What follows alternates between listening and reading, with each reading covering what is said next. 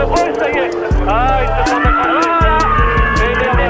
voilà. C'était prévisible. Les Français champions du monde, s'ils ne réussissent pas, voilà, à repartir. Voilà, c'est là où on peut doubler. C'est là où on peut doubler. Et il y va. Et il passe. Et il se touche. Quel con. Et il s'accroche. Et merde. Okay, Lewis, it's hammer time. accélère. Bonjour à toutes et bonjour à tous, bienvenue chez Barbecue F1 sur Radio Merguez & Co. C'est le 14e épisode de cette saison 2021. Alors je vous rappelle, nos bonnes résolutions de la rentrée, c'est de retrouver notre Barbecue F1 après chaque Grand Prix à partir de 7h le mercredi, on va essayer de faire ça. Et c'est évidemment disponible sur toutes les plateformes. N'hésitez pas à nous écouter, à vous abonner et puis à nous dire ce que vous en pensez. En tout cas, pour ce nouvel épisode, nous sommes aux Pays-Bas, sur le circuit de Zandvoort, et nous allons parler de ce 13e Grand Prix de la saison. Et à la différence du dernier week-end, figurez-vous que le Grand Prix a vraiment eu lieu. Et pour parler de tout ça, même si j'arrive pas très bien à voir au milieu des fumigènes orange, on va retrouver Fernando Gaspacho. Comment ça va, Fernando ? Écoute, très bien, Jacques. Je suis survolté comme l'ambiance qu'il y avait pendant tout ce week-end. Et ça fait quand même du bien de voir des tribunes remplies, à se poser des questions si le Covid existe aux Pays-Bas. Oui, effectivement, de l'animation dans les tribunes, on verra s'il y a eu vraiment autant d'animation sur la piste. Et un petit revenant, Gerhard Berger, toujours au fin fond de son Périgord, qui cette fois-ci a réussi à rétablir la connexion Internet et peut se joindre à nous autour du barbecue. Comment ça va, Gerhard ? Ça va super, Jacques. Ça va super. Je suis très content de revenir parmi vous après une petite ellipse de mon côté. Et ouais, effectivement, c'est ambiance feutrée orange dans le coin. Et puis, avec nous aussi, on retrouve Niki Lambda. Niki, ça va ? Tout va bien ? Bonsoir à tous. Écoute, tout va bien. Je commence à retrouver la vue. Après, je commence à revoir les couleurs normalement, après tous ces fumigènes orange. Mais tout va bien. Ok. Bon, et puis avec nous, normalement, il y a Charles Carrefour. Mais alors, je sais pas ce qui s'est passé. Il a dû se perdre sur le chemin. Effectivement, au milieu de toutes ces vapeurs orange, il a dû un peu se perdre, mais certainement qu'il nous rejoindra un petit peu plus tard. Bon, alors, comme on l'a dit, après la parodie de Grand Prix qu'on avait eu à Spa, ce week-end, tous les ingrédients étaient réunis pour avoir un super Grand Prix du côté des Pays-Bas, du côté de la patrie de notre ami Max Verstappen, le grand rival d'Hamilton, en tout cas qui tente Grand Prix après Grand Prix de remettre en cause ce règne de Lewis et de Mercedes. Et on a eu effectivement pendant tout le week-end une ambiance magnifique avec ses supporters et qui ont aussi été relativement fair-play. En tout cas, moi, c'est ce que j'ai trouvé. C'était vraiment une ambiance assez collégiale, sans trop d'animosité envers le rival du Max, du Hollandais volant. On va commencer un peu comme d'habitude à parler des qualifications puis du Grand Prix. Et on fera aussi en fin d'émission un point sur ce mercato de la F1 qui est, on va dire, au moins autant animé que le mercato de la Ligue 1 de football cette année. Alors, on va parler de ces qualifs. Je vais vous laisser en parler assez rapidement. Les qualifs ont été un peu comme on s'y attendait, c'est-à-dire qu'on a eu une pole position de Verstappen sur ses terres, suivi de façon assez surprenante d'un Hamilton très très proche de lui, en une troisième position de Bottas assez sérieux, un Gasly encore particulièrement étonnant, en quatrième position, suivi des deux Ferrari, Leclerc et Sainz, cinquième et sixième, et puis aussi un très surprenant Giovinazzi. On en reparlera en fin d'émission, mais c'est vrai que lui, visiblement, il joue aussi son baquet pour la saison prochaine. Et donc, il avait bien réussi ses qualifs. 7e position, puis 8e, 9e, les Alpines avec Ocon et Alonso, et un dixième position pour Ricciardo. Écoute, je vais poser directement la question à Gerhard. Je parle évidemment que des résultats des qualifs. Il y a eu les essais libres auparavant, mais on a pu apprécier ce circuit de Zandvoort avec un mot qu'on a appris, le banking. Et puis, on a vu un Verstappen impressionnant, pas forcément à l'image de son coéquipier Pérez qui, lui, s'est même pas réussi à passer les Q1. Et puis derrière, un petit duo Mercedes. Après ces qualifs, on se disait quand même que le Grand Prix allait être beau et puis on allait encore retrouver ce bon duel Verstappen contre les flèches d'argent. Ouais, ce duel qui nous est cher, c'est avoir 1 contre 2, Red Bull contre Mercedes. Moi, je trouvais que les qualifs étaient assez intéressantes. Elles n'étaient pas complètement originales et complètement foufou, mais il y avait un petit peu son lot d'inattendus. Il me semble qu'effectivement, du coup, Pérez sort en Q1, qui pour le coup était quand même assez inattendu quand on voyait la rapidité des Red Bull comparé à toutes les autres voitures, y compris les Mercedes sur le circuit. C'est vrai que c'était un peu inattendu de le voir sorti. Je crois qu'il y a eu des problèmes d'embouteillage parce qu'il faut savoir quand même que le circuit est quand même très court. Donc très rapidement, on se retrouve dans le trafic et c'est pas forcément quelque chose qu'on a envie la position dont on a envie d'être quand on veut commencer son tour. En particulier quand juste avant de passer la ligne de départ, tout le monde plus ou moins fait du 2 à l'heure pour prendre ses distances. Donc voilà, en Q1, on a eu effectivement Pérez qui sort, Vettel qui sort aussi, un peu inattendu quand vous voyez l'allure des Aston Martin, mais là c'est pareil. Là il y a un petit raté entre les deux As dont on pourra reparler, je pense, qui le met un peu dedans le pauvre Sébastien Vettel. Mais il reste faire quand même en interview. Il dit que probablement il n'y a pas grand chose qu'il aurait pu faire de beaucoup mieux si jamais il était passé en Q. Oui, parce qu'on voit quand même que son coéquipier Stroll, il termine en 12e position de ses qualifications. Donc, certes, il a passé la Q1, mais c'était pas quand même la grande folie. Du côté Aston Martin, et toi, Fernando, satisfait des qualifs Ferrari? On les avait peut-être vus pas mal en essai libre, peut-être qu'elles auraient pu gratter une place sur Gasly, mais bon. Alors, effectivement, je suis assez satisfait du résultat qui a été mené par l'écurie rouge. Maintenant, il faut aussi saluer la performance de Pierre Gasly avec son Alpha Tauri qui vient effectivement s'hisser à la 4e place, à l'issue des qualifications. Juste derrière, le double Mercedes. Mais globalement, il faut, je pense, avoir une certaine je dirais satisfaction vis-à-vis de Pierre qui montre encore une fois que il mène plutôt tant bien que mal et avec plus de bien, on va dire, l'écurie Alpha Tauri quand on compare avec Tsunoda qui lui justement restera à la 15e place de ses qualifications. Donc un écart assez important entre les deux coéquipiers et on en a parlé effectivement tout à l'heure, c'est la très bonne qualification de Giovinazzi qui se place donc à la 7e place de ses qualifications, qui, je pense, pour lui, jouait gros au vu des places qui sont sous la sellette chez Alfa Romeo pour l'année prochaine, puisque l'écurie, on ne sait pas encore quels seront les deux pilotes. On le sait maintenant, qui sera Valtteri Bottas l'année prochaine.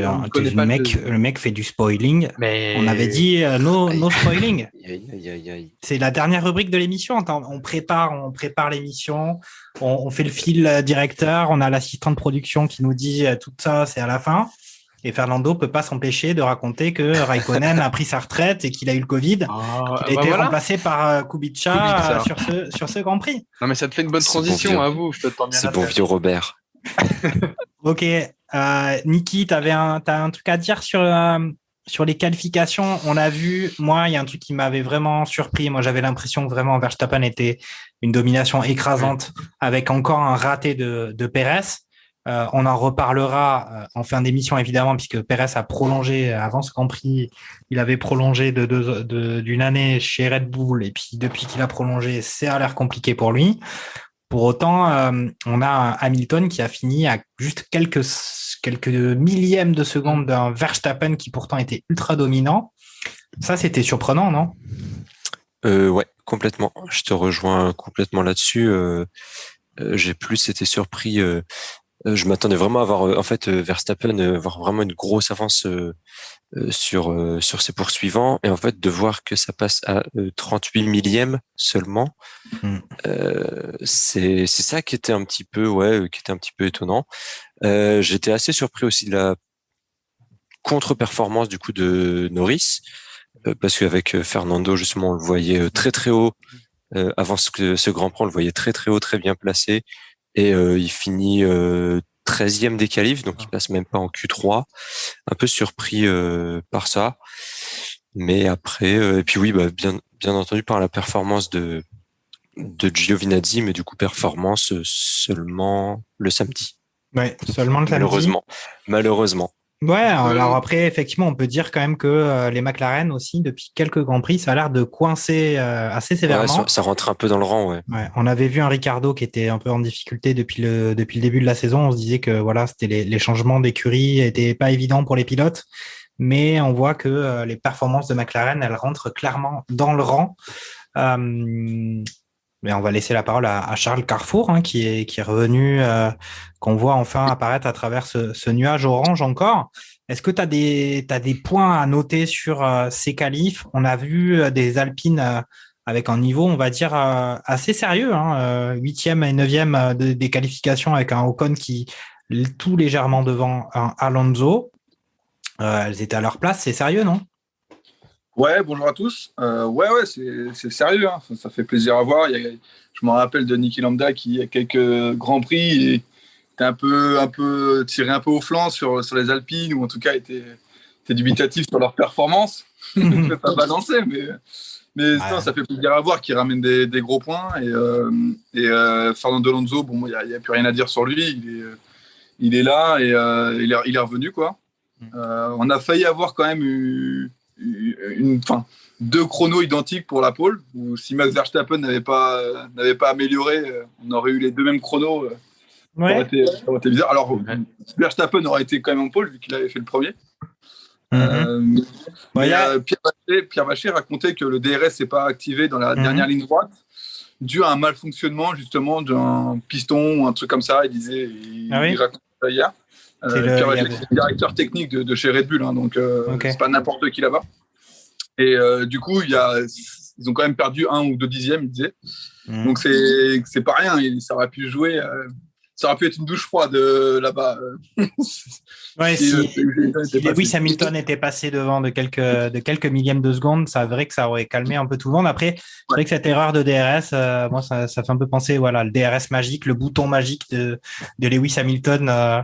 Il y a des choses un peu comme ça, un peu bizarres. Moi, on peut aussi se dire que Max Verstappen, dans son délire égomaniaque, il aurait pu faire exprès de faire la pole sans activer son DRS de façon volontaire pour montrer qu'il écrasait l'application. Ça aurait été très très fort de sa part, hein. Il aurait posé les corones, on va dire, sur le tarmac. Et puis il aurait pu l'annoncer à l'interview de fin de qualif. Ça aurait été vraiment magnifique, histoire de mettre la grosse pression et que vraiment la marée orange s'enflamme. Ok. Vous avez peut-être un commentaire, Gerhard? Tu as peut-être envie de parler de ce circuit de Zandvoort, avec un peu un profil assez intéressant, non? Alors moi, je ne le connaissais pas du tout, ce circuit. C'est la première fois que j'en entendais parler. Enfin, je n'avais entendu parler, mais je ne l'avais jamais vu vraiment avec une course dessus. Et effectivement, alors tous les pilotes ont l'air de beaucoup l'aimer. C'est vrai je pense qu'il y a un peu une sensation manège ou grand 8, avec le banking. Et c'est vrai que c'est assez plaisant à voir, je trouve, sur les downboards, de voir un peu les différents reliefs qu'on peut avoir. Après, pour être tout à fait honnête, la piste n'est pas très large, elle reste assez rapide, les opportunités de dépassement sont pas énormes, et je sais plus qui c'est qui disait que finalement ça ressemble un peu à un Monaco sans le mur, quoi. Et c'est vrai que quand on voit la course, c'est un peu l'impression que ça avait par moment. Donc non, le circuit était sympa. Moi, je trouve que c'est surtout l'atmosphère. On a un petit peu parlé, l'atmosphère autour, c'est très festif, très post-Covid, très retour à la normale, très enfin on peut faire des choses, quoi. Donc c'était vraiment plaisant, je trouve. Et il se trouve qu'effectivement ils le font sur un public qui pense 99,9% pour Max Verstappen à enflammer les tribunes de poudre orange. Donc non, c'était cool. D'ailleurs, il me semble que les organisateurs avaient demandé à ce qu'il n'y ait pas trop de fumigène orange pour pas gêner les pilotes. C'est vrai qu'il y a des moments, ça faisait un peu brouillard orange. Et il y avait juste un point, et tu fais bien d'en parler, Gerhard, c'est aussi un rappel de l'organisation de la course du week-end auprès des supporters en demandant d'être assez, entre guillemets, fair-play vis-à-vis des autres pilotes, et notamment à l'image de Lewis Hamilton, de pas être trop, on va dire, en animosité vis-à-vis de lui, puisqu'on sait que le public est complètement acquis à la cause de Max Verstappen, comment dire, dans son fief. Et donc, il y avait eu un rappel là-dessus dès, le vendredi auprès des spectateurs. Ouais, mais on a pu voir, je l'ai précisé en début d'émission, que les supporters étaient à la fois évidemment enflammés pour leur champion Verstappen, mais assez respectueux de l'ensemble des pilotes et en particulier de Lewis Hamilton. C'était plutôt sympa à voir. Et puis maintenant, on va parler de la course. Et effectivement, comme l'a indiqué Gerhard, un beau circuit, mais peut-être au final pas beaucoup de dépassements possibles sur ce Grand Prix. On a vu dès le départ une belle envolée de Max Verstappen et puis qui a fait un peu la course en tête, enfin pas un peu, mais totalement la course en tête devant, et avec un Lewis Hamilton qui essayait tant bien que mal de combler l'écart sans vraiment y parvenir. Mercedes avec une stratégie qui on a pu par moment penser qu'ils allaient peut-être pouvoir faire la différence à la fois avec justement la chasse derrière Verstappen avec un Hamilton et un Bottas qui pouvaient s'arranger à 2 contre 1 pour essayer de la mettre à l'envers à Verstappen. Et puis au final, il s'est rien passé de si particulier que ça. Donc on a une première place de Max Verstappen qui rattrape un peu, qui redépasse notre ami Lewis au classement des pilotes. Donc premier Verstappen, deuxième Hamilton, troisième Bottas, quatrième Gasly, course très sérieuse de sa part, quatrième en qualif, quatrième en course. 5e Leclerc, 6e Alonso qui a dépassé un Sainz 6e, et puis un Perez qui se retrouve en 8e position alors qu'il était parti, qu'il n'avait pas participé, il n'avait pas réussi à passer la Q1. Et puis derrière on a un Ocon en 9e position qui marque des points encore, et un Norris 10e sur McLaren. Écoute, je vais laisser tout de suite la parole à Charles Carrefour. Voilà ton impression de la course. Est-ce que Max Verstappen a été si impérial que ça? Est-ce que si Mercedes avait peut-être un petit peu mieux géré la stratégie d'arrêt, est-ce qu'il n'y avait pas moyen, sur un malentendu, que Lewis, plutôt que de râler à la radio, il arrive à empocher cette première place contre son adversaire principal? Déjà, Verstappen, il fait un très bon départ. Fin du premier tour, il doit avoir plus d'1 seconde d'avance, je crois, 1 seconde 5, un truc comme ça. C'est quand même énorme. On s'est dit, là, il est parti pour faire un solo, quoi, et prendre quelques dizaines de secondes d'avance. On pensait tous à un drapeau rouge à un moment donné qui allait pouvoir relancer la course aussi. Bon, il n'y en a pas eu. Mais en tout cas, les Mercedes, c'est dommage, effectivement, que même avec des stratégies différentes, qu'elles n'aient pas réussi à le titiller un petit peu. Après, je ne sais pas si Hamilton ronchonne tout le temps. En tout cas, c'est ce que la FIA et la télé nous montrent. Après, je pense qu'ils râlent tous, enfin tous les pilotes râlent tous plus ou moins à un moment donné. Mais bon, vu que c'est Hamilton, je pense qu'on nous a montré pas mal de moments où il râle. Alors peut-être qu'il a plus râlé que d'habitude, hein. Mais je sais pas si forcément il a peut-être râlé sur les quelques moments, et on l'a tous diffusé. Après, forcément, il était deuxième, il devait attaquer, et il savait qu'il n'avait pas le rythme pour Verstappen, quoi. Donc, je pense pour le coup, c'est dommage qu'effectivement la stratégie du deuxième arrêt était peut-être un peu trop tôt. Même eux l'ont dit, peut-être qu'ils n'ont pas tenté assez bien le coup, quoi. Ce qui est dommage. Sur un 2 contre 1, sachant que l'autre coéquipier est vraiment très loin. Quand on dit vraiment très loin, c'est qu'il les a pas du tout embêtés. Le 4e les a pas du tout embêtés non plus. Donc pour le coup, il ramène des points, tant mieux. Mais Verstappen repasse devant au championnat pilote, quoi. Yep. Ok. Écoute, Niki, toi, ton avis sur cette course? On a d'un côté justement un Verstappen qui rattrape son retard et qui repasse devant pour le titre le championnat pilote. Du côté constructeur, on a malgré tout Mercedes qui prend des points d'avance parce qu'on a un Perez qui s'était loupé en qualif et qui certes fait une bonne remontée. On sait toujours qu'il est bon en course, mais au final il double plein de pilotes, mais c'est parce qu'il part de derrière, quoi. Verstappen, il double moins, mais au final il fait la course en tête. Ton avis sur cette différence Mercedes et Red Bull qu'on n'a pas senti si flagrante sur ce Grand Prix, je trouve, finalement, que ce soit pour les pilotes ou pour les monoplaces? Je saurais pas trop. Enfin, je suis un peu déstabilisé quand tu dis on n'a pas senti la différence si flagrante, parce que justement, moi j'ai trouvé que que Mercedes était quand même assez en dessous, et je pense qu'on s'en est rendu compte quand même ce week-end. Certes, il marque plus de points parce qu'il place 2 pilotes sur le podium quand Perez peine à accrocher quelques points. Mais Mercedes, ils ont jamais réussi à mettre en place une stratégie qui déstabilise vraiment Red Bull. Après le deuxième arrêt, je crois que voilà, c'était Hamilton commençait à se rapprocher, ça pouvait potentiellement passer, mais finalement au bout de quelques tours, on s'est vite rendu compte que ça passerait jamais. Donc je sais pas, faut pas oublier que, enfin voilà, si c'est aussi proche aujourd'hui entre Hamilton et Verstappen au championnat pilote, c'est parce que Verstappen, il y a 2 week-ends où il marque 0 points.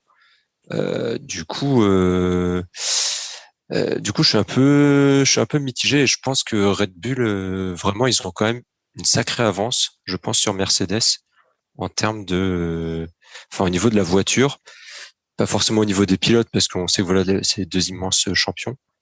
Mais je pense que Red Bull a clairement un avantage cette année, et ils ont une meilleure voiture que Mercedes, parce que Mercedes, on les voit pas aussi souverains, et on les voit souvent galérer, et dès qu'ils doivent chasser la Red Bull, ils galèrent et ils y arrivent pas, tout simplement, quoi. Okay, et là, ça c'est pour moi, ça s'est vraiment confirmé sur ce Grand Prix, et ça c'est et avec Bottas qui était censé faire un peu le bouchon pour Verstappen, qui a fait le bouchon pendant un demi-virage. Bon, voilà, c'était un peu pour moi le révélateur de l'écart qu'il peut y avoir, je trouve, entre les deux voitures. Un bouchon de champagne. Ouais, c'est ça, ouais, c'était un bouchon de champagne, il a tenu, mais pas longtemps. Tu partages cet avis, Fernando? Il y a juste un petit point quand même à rajouter, c'est que sur la grille de départ, il manquait quand même 2 monoplaces, celle de Perez justement, parce qu'on parlait de lui, et de Latifi. Alors Perez pour un changement de moteur et Latifi pour un changement de boîte de vitesse. Mais pour la partie, comment dire, qui concerne Perez, je pense quand même que si certains ont trouvé peut-être les bras de Morphée pendant le Grand Prix, Perez a quand même fait l'animation sur les différentes remontées qu'il a pu faire de par comment dire, la durée du circuit. Donc ça a un peu rythmé, on va dire, je dirais, sa course. Et c'est un peu la dure vie du deuxième pilote finalement chez Red Bull, qui consiste à le massacrer, comment dire, le samedi en qualification, et puis mener la vie dure de remonter, comment dire, le dimanche. Donc là-dessus, je pense que lui, il a eu une course palpitante. Il n'a pas assuré les points pour Red Bull pour justement venir aider un petit peu au constructeur, ce qui du coup a donné profit à Mercedes pour gratter ces points-là. Et par contre, je pense quand même qu'en termes de performance sur la voiture, on commence à avoir un peu un jeu égal. Alors, je dirais pas que la Red Bull est plus performante que la Mercedes, mais je dirais plutôt que la Red Bull a aujourd'hui, cette année, c'est ce qu'on disait dans les premiers barbecues F1 de cette année, plutôt les cartes en main avec la possibilité d'avoir la voiture et de gagner cette année un titre. Donc, avec justement un Verstappen qui a du mordant et il se laisse pas faire, mais avec les deux courses qu'il a pu faire entre guillemets en dehors des points, ça l'oblige aussi à se dépasser. Il le fait, on va dire, régulièrement, mais un peu plus. et à ne pas lâcher la marque. Et en plus, maintenant qu'il était à domicile, il était galvanisé par l'ambiance, ce qui a aussi donné un petit peu de motivation un peu plus que d'habitude et d'arracher encore une fois cette domination de Verstappen tout au long du week-end. Les Mercedes, pour elles-mêmes, fidèles à elles-mêmes, j'ai envie de dire, pour essayer de grappiller ces points-là. Bottas qui effectivement a agi comme un bouchon de champagne pour certains effets du Grand Prix. Mais le reste, on retrouve un peu des travers de, on va dire, moitié début de saison avec la partie où on a Verstappen seul contre les Mercedes et un Perez qui peine justement à être aux côtés de son coéquipier pour marquer les points. Oui, non, mais on est d'accord. Hein. C'est vrai que Perez fait une belle course, hein, puisque c'est lui qui fait l'animation, il remonte, il double, je sais pas combien de monoplaces il a doublé. Pour autant, est-ce qu'on peut donner la responsabilité de sa piètre qualif du samedi à son écurie? Je pense que lui-même, on savait que c'était un de ses points faibles en tant que pilote, ses qualifs du samedi, et depuis qu'il est chez Red Bull, il n'a pas amélioré ça. Mais on aura l'occasion d'en reparler quand on sera dans notre dernière partie mercato. Gerhard, est-ce que on parlerait pas avec toi de cette deuxième partie du championnat, hein, derrière Red Bull, derrière Mercedes? Et ben cette année, on retrouve les Ferrari qui ont réussi à un peu sortir du trou sans fond dans lequel s'était engouffré à très haute vitesse l'année dernière. Et cette année, ben elles ont l'air d'avoir pris l'ascendant sur les McLaren qui sont un peu en déconfiture depuis quelques grands prix. Là, avec Leclerc et Sainz, on est pas mal, non? Je dirais pas qu'elles sont en déconfiture, les McLaren. Hein. Je pense qu'il y a certains petits circuits qui leur sied mieux que d'autres. Et par exemple, tu regardes la Belgique la semaine dernière, j'ai pas franchement l'impression que les McLaren étaient vraiment en dessous des Ferrari, même plutôt le contraire. Hein. Alors effectivement, c'était pas la même condition, pluie, pas pluie, piste changeante. Effectivement, il y avait plein d'autres variables d'ajustement qui rentraient en jeu. Mais c'est vrai que sur ce circuit-là, effectivement, je sais pas si les piètres qualifs de Norris sont totalement dus aux 2 drapeaux rouges consécutifs qu'on a eu à cause des Williams. Mais quand on regardait le rythme en course, que ce soit Ricciardo ou que ce soit Norris, il y avait pas vraiment grand monde, quoi. Ils s'en sortent, je crois, avec un seul point à la fin. Norris qui prend la 10e place. Mais c'est vrai que ça contraste énormément avec la performance des Ferrari. Et c'est assez marrant parce que quand on écoute Leclerc à la fin de la course, il est finalement pas si satisfait. Enfin, il est content de finir 5e, mais il dit, purée, c'est quand même dommage, on aurait pu être 4e un peu plus facilement si jamais on n'avait pas été un peu trop greedy sur les qualifs la veille. Apparemment, ils ont fait un petit réglage de dernière minute, ce qui fait que il pense qu'il a loupé la 4e place à cause de ça. Mais quand même quand on regarde le départ, Leclerc est très proche d'aller prendre la 4e place à cause d'un mauvais départ de Bottas en plus. Qui fait qu'il se retrouve pratiquement au même niveau avec Bottas et Gasly, et Gasly défend très bien sur lui, donc arrive à garder sa 4e place.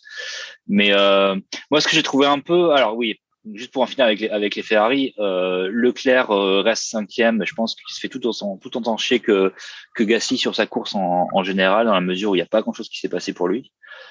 Sainz un peu plus, dans la mesure où il est resté derrière Leclerc pendant assez longtemps, mais sans jamais vraiment arriver à le rattraper.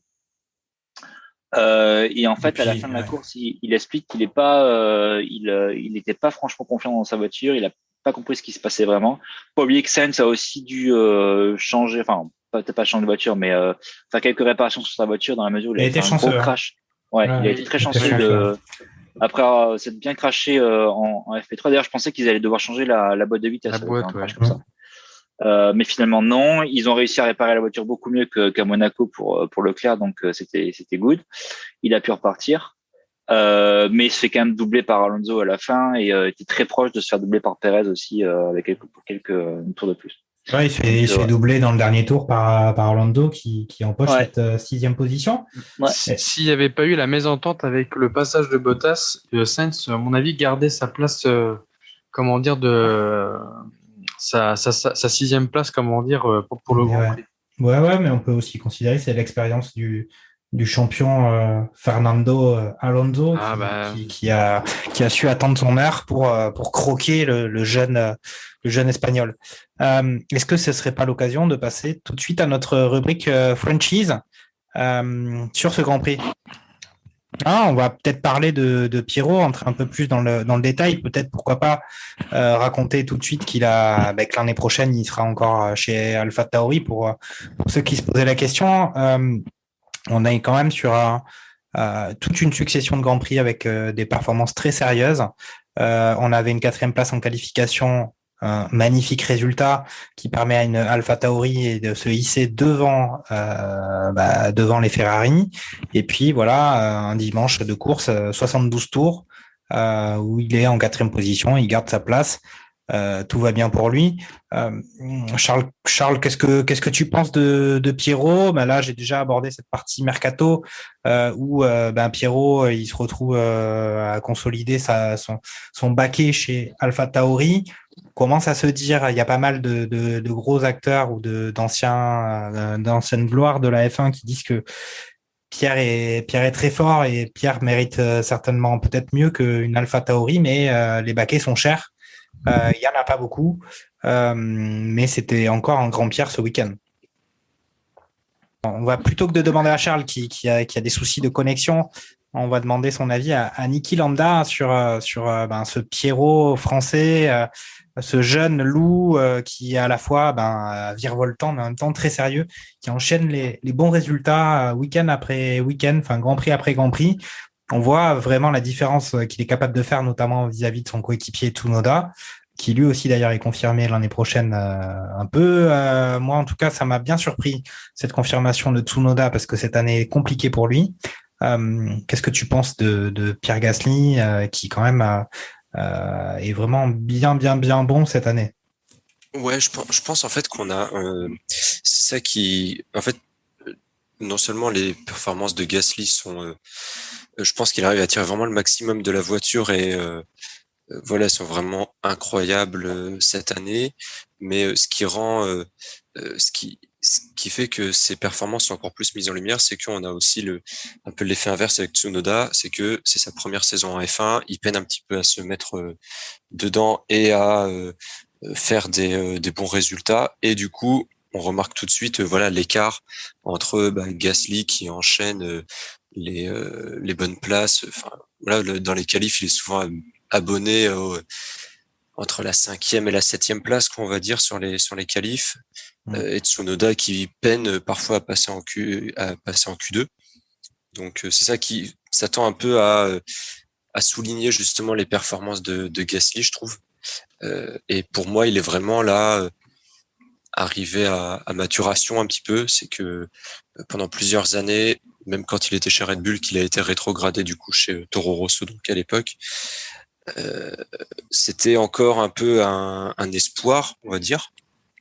C'était une étoile montante et il fallait qu'il fasse ses preuves. Et là, cette année, il est vraiment en train de prouver et de confirmer et de s'installer en fait en tant que valeur sûre du plateau, tout simplement. Ouais, non, c'est un peu la machine quand même.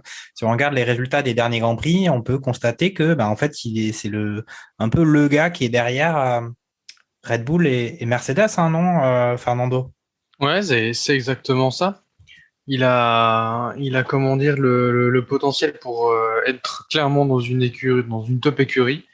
D'ailleurs, même Ross Brawn, l'actuel directeur technique du championnat, le dit lui-même aujourd'hui. Quand on voit les performances de Pierre Gasly dans une AlphaTauri, on se dit il a entièrement la capacité d'être dans une top écurie de type Red Bull, Mercedes.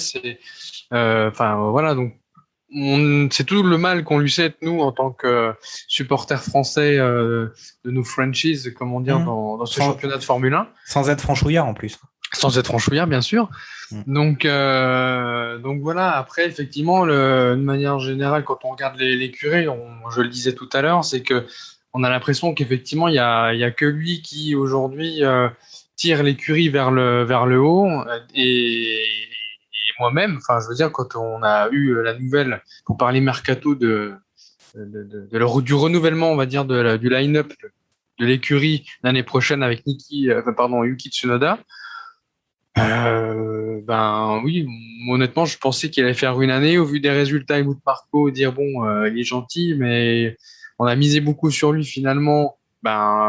C'est un coup d'épée, dans l'eau. Alors, est-ce que derrière, c'est ce qu'on disait lors des premiers Grands Prix, parce qu'il est japonais, Honda, qui est derrière pour le moteur, etc., ça aide, il fait partie des conditions, entre guillemets, politiquement correctes pour qu'il reste dans son baquet l'année prochaine. Ça, seul le secret des dieux le savent. Mais j'étais un peu surpris de voir qu'il était de nouveau prolongé l'année prochaine. Bon, on en reparlera peut-être dans le mercato. C'est vrai que il y avait cette question de un moteur japonais, pilote japonais. Pour autant, on sait bien que Honda arrête à l'issue de la saison, il me semble. Arrêtez-moi si je me trompe. Donc, cette idée de l'année prochaine avec un motoriste qui ne sera plus Honda n'a pas forcément de sens.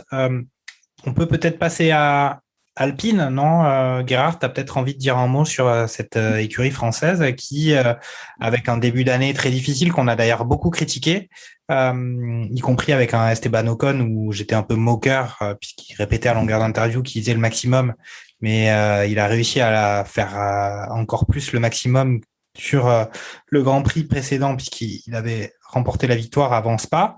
Mais là, on a du Alpine très sérieux avec un Alonso qui lâche pas le morceau, qui a vu son coéquipier prendre toute la lumière. Et là, sur ce Grand Prix, il récupère une 6e place avec des performances sérieuses tour après tour sur ce Grand Prix de Zandvoort. Ouais, tout à fait, ouais. Fernando, le vieux renard du circuit. Non, c'était assez plaisant à voir. Et les deux Renault ont eu les deux Alpines, ont eu des bonnes qualifs et une bonne course finalement. Effectivement, Alonso qui s'en sort un peu mieux que Ocon, mais c'était assez marrant de voir. En fait, ils ont vraiment commencé la course ensemble. Et roue dans roue. C'est-à-dire que Ocon était juste derrière Alonso, il commençait à se plaindre un petit peu à la radio sur le fait que il pourrait être plus rapide que son coéquipier et qu'il devrait potentiellement laisser entendre qu'il devrait le laisser passer pour qu'il puisse s'échapper devant. Ce sur quoi Alonso aurait répondu non, mais je peux aller plus vite. Moi, j'étais juste en train de garder mes pneus, donc je vais aller plus vite. Et effectivement, il se trouve que au bout d'un moment, Alonso est juste parti devant et sans jamais trop revoir Ocon dans ses rétros. Donc une très très bonne course de Alonso et de Ocon aussi finalement. Qui rapporte quelques points assez critiques pour Alpine, qui s'échappe un petit peu devant et qui se sépare de Aston Martin, qui reste un peu dans le 3e partie de tableau, on va dire, derrière Red Bull, Mercedes, Ferrari, McLaren, et du coup Alpine et AlphaTauri derrière. Donc bonne performance et c'est assez plaisant de voir que ça va de mieux en mieux en fait, plus que juste des bonnes performances un peu idiosyncratiques. J'ai l'impression que de course en course ça va toujours un peu mieux, donc c'est plaisant à voir. Mais surtout qu'il y a, on va dire, une sorte de continuité de résultats, de consistance des résultats où à la fois en qualif ils arrivent à se hisser Grand Prix après Grand Prix en Q3 et puis en course à maintenir ce niveau de performance, faire finalement peu d'erreurs, que ce soit dans les arrêts, dans la stratégie d'arrêt, y compris même chez les pilotes. Donc, ça augure quand même de performances assez solides pour les Grands Prix à venir. On va peut-être refaire une tentative avec Charles Carrefour. Charles, est-ce que tu nous entends ? Vas-y, dis-nous quelques mots. On va te dire si nous-mêmes on t'entend. Je vous entends très bien. Est-ce que vous m'entendez ? Ouais, c'est bon. Oui, Charles. Ok. C'est mieux quand on propose la bière. 5 sur 5. Vas-y, dis-nous un peu ta vision là sur Alpine, y compris même, on peut aborder le Grand Prix du week-end prochain sur Monza. Est-ce qu'on peut espérer de meilleures choses encore pour nos Français ? Je trouve que ça fait plaisir de voir Alpine comme ça, un peu de sérénité. Ils savent où ils en sont niveau perfo, ils savent que la voiture performe. Même le line-up est bon, on s'entend bien. C'est la première fois que le line-up va faire 2 saisons. Le même line-up va faire 2 saisons. Parce que chaque année, il y avait un changement dans le line-up entre Renault et Alpine. Donc, il n'y avait jamais cette constance, ce progrès qu'ils pouvaient y avoir ensemble. Donc pour le coup, ça fait plaisir de les voir comme ça et en espérant que l'entente Ocon-Alonso reste comme ça, quoi, qu'il n'y ait pas d'animosité et que les gars s'entendent bien et tirent l'équipe vers le haut, quoi. Ok. Très bien. Pour moi, on a fait un petit peu le tour et puis on aura peut-être l'occasion d'y revenir sur au niveau peut-être des satisfactions ou des déceptions d'ailleurs de ce Grand Prix. On va tout de suite passer à ces rubriques-là. Dans les satisfactions pour ce Grand Prix des Pays-Bas, on a évidemment Max Verstappen, toujours solide, Grand Prix après Grand Prix, qui vraiment, franchement, ça pourrait être son année quand même, hein, et on voit qu'il fait bien transpirer Lewis Hamilton. Après, est-ce qu'on s'amuserait pas à parler un petit peu de notre ami Bottas qui a fait un petit pied de nez un peu pour son dernier Grand Prix en tant que gars à 100% Mercedes qui signe un peu le meilleur tour alors il avait bien entendu. Magnifique. Hein. Il ship le meilleur tour à son coéquipier Lewis pour montrer que quand même que c'est un pilote avec un certain niveau tout de même et que même s'il ralentit dans les secteurs, il ship quand même ce meilleur tour qui oblige Hamilton à s'arrêter. Donc ça, on peut voir ça comme, en tout cas moi j'ai vu ça un peu comme une satisfaction, un pied de nez assez intéressant. Puis après, bon, on a déjà abordé ça, mais les Ferrari qui ont été plutôt pas mal sur ce Grand Prix. Est-ce que vous voyez d'autres satisfactions Niki, est-ce que tu as envie de mettre un focus sur les choses dont je viens de parler ou un autre? Bottas, plus généralement, ça reste une bonne satisfaction. Il fait 3e. Voilà, il fait pour moi, un bon week-end. Juste, voilà, on aurait peut-être, pour le spectacle aussi, on aurait peut-être espéré qu'il puisse faire le embouteillage pour Verstappen un petit peu plus longtemps. Le coup du meilleur tour, ça c'était quand même assez jouissif, assez marrant. Ça a un petit peu animé la fin de course. Ensuite, au niveau des satisfactions, je vais juste revenir vite fait sur Alpine. Je trouve que c'est une satisfaction dans le sens où depuis la victoire de Ocon, enfin, on a les deux pilotes qui sont au niveau sur le même week-end. C'est un petit peu ce qu'on pouvait reprocher depuis le début de saison Alpine. Des performances qui étaient un petit peu en dents de scie. Un week-end, c'était Ocon qui s'en sortait pas trop mal. Un autre, c'était Alonso. Enfin voilà, c'était assez, comment dire, ça manquait de consistance. Et là, de vraiment les voir s'installer un petit peu dans le deuxième chapeau avec AlphaTauri justement. Ça fait quand même plaisir et ça fait vraiment partie pour moi, c'est une bonne satisfaction de week-end parce que les deux arrivent à se hisser en Q3, ils font des bonnes qualifs, ils font une bonne course. Voilà, pour moi, ça reste une bonne satisfaction. Et après, on a déjà parlé aussi de Pérez. Alors, certes, les qualifs étaient un peu assez catastrophiques, mais bon, il remonte. Je crois qu'il part dernier parce qu'il est obligé en plus de s'arrêter. Enfin, il part juste devant Latifi, mais il s'arrête. Il fait un arrêt au stand au tour 1 ou 2. Je crois. Oui. Et du coup, il remonte en fait 12 voitures devant lui. Donc ça reste quand même un gros dimanche pour lui. Et après, non, au niveau des satisfactions, c'est à peu près tout, je pense. Enfin, de mon côté, en tout cas. Ok. Mais bon, après, moi, je vais tout de suite. Moi, j'aurais pas du tout, justement, mis Sergio Pérez dans les satisfactions, plutôt dans les déceptions de ce Grand Prix parce que le dimanche satisfaction, le samedi déception. Sauf que le résultat final est pas satisfaisant pour, bien sûr. pour une écurie comme Red Bull qui joue le titre. Écoute, Gerhard, peut-être des satisfactions supplémentaires. Hein. Peut-être tu peux nous parler de Kubica qui avait pas vu de Formule 1 depuis pas mal de temps, en tout cas en condition de Grand Prix, qui arrive à être pas plutôt assez propre avec une voiture, une Alfa Romeo qui est pas non plus dingue sur le paddock. Donc Kubica, je sais pas comment on prononce. Kubica. Bref. Kubica qui remplace Raikkonen comme l'a spoilé Fernando plus tôt.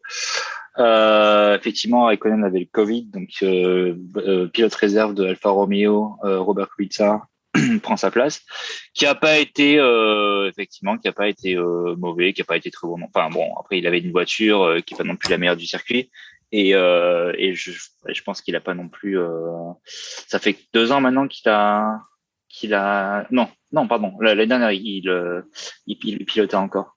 Non, 2 ans. Non, ça fait 2 ans. 2 ans, autant pour moi. Ouais. Ça fait 2 ans qu'il avait piloté une F1. En tout cas, en conditions de course. Oui, il finit 15e, je crois. Bon, après, il y en a quelques-uns qui sont sortis, donc c'est pas forcément très représentatif.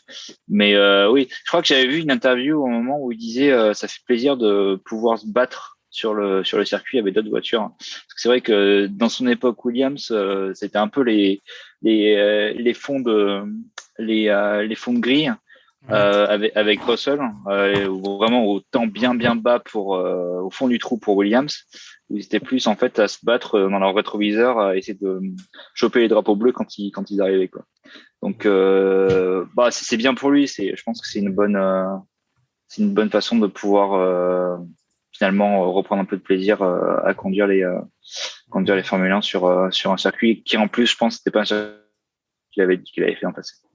En tout cas, en F1. Ouais, c'était, de toute façon, effectivement, la dernière fois où il y avait eu ce circuit en F1, c'était, il y avait eu, le circuit avait vu une victoire de Niki Lauda. Donc, c'était en 84 ou 86, je crois. Ouais, il y a 36 ans. C'était en 85, ouais. Il y avait du beau monde sur le podium. Hein. Ouais, puis... Oui. Alors, écoute, Fernando, ouais, vas-y, Gerhardt. Ah non, c'était juste pour rebondir sur le point Pérez, et je te rejoins complètement, Jacques, dans la mesure où pour moi c'est pas non plus une satisfaction même pour le dimanche. Alors oui, effectivement, il remonte tout le monde, mais avec une voiture qui est autrement plus rapide que n'importe laquelle des autres voitures sur la grille. Donc bon, je considère que c'est pas non plus une prouesse, et surtout que c'est lui qui se met dedans à chaque fois, quoi. La raison pour laquelle il doit faire un changement de pneu, alors qu'il était parti en pneus hard pour une stratégie complètement décalée avec le reste de la grille.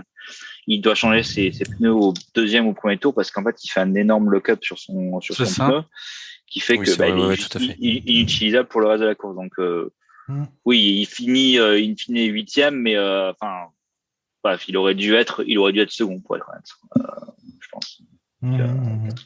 Alors, on est presque déjà dans la rubrique. Et d'ailleurs, je crois qu'il y a je crois qu'il y a eu je suis en train de reprendre mes notes. Il y a un accrochage aussi en fin de course, je crois, avec Norris. Hein. Oui, il perd une partie du fond plat. Pour le coup, c'est Norris qui fait un peu n'importe quoi, je crois. Hein, il y a un peu de ça. Il a un peu trop fermé la porte. Il y a la frustration de Norris avec sa McLaren qui est en dedans, hein, sur ce circuit. Ouais, tout à fait. Ouais. Et qui endommage un peu le bolide de notre ami Sergio, et on se disait qu'il était parti dans une remontée tout feu tout flamme, et ça a dû lui coûter quand même pas mal de dixièmes sur les derniers tours, et c'est peut-être ça effectivement qui fait qu'il n'a pas réussi à passer non plus Carlos Sainz sur la fin de course, ou voire même Alonso. Mais on est déjà en fait dans la rubrique des déceptions de ce week-end, et je vais peut-être laisser la parole à Fernando. On a déjà dit que McLaren, ça avait été un week-end compliqué. On vient de parler de Pérez, sur lequel moi je trouve que depuis justement il sait que l'année prochaine il a encore le baquet Red Bull. Il avait fait il s'était sorti de la piste avant même le tour de formation à Spa, il me semble. Hein. Oui. Et puis là, week-end très compliqué aussi pour lui, que ça soit en qualif, et puis au final, effectivement, même en Grand Prix, même s'il a réussi une remontée. Qu'est-ce qu'on a d'autre? On peut aussi voir les Williams, hein, parce que les Williams sont toutes les deux sorties en qualification. Alors on a Russell qui dit oui, j'essaie de trop en faire parce que je suis comme ça, mais au final il se met dehors, et son coéquipier aussi. Vas-y, présente-nous un peu quels éléments t'ont déçu. On a aussi quand même les Aston Martin qui sont, elles, dans le dur. Et pour élargir encore un peu le débat, est-ce qu'on n'est pas aussi véritablement passé sur la partie, on va dire, développement technique? On est déjà dans l'année prochaine, non, pour pas mal d'écuries? On est pas mal, on y est même, je pense, carrément, pour beaucoup.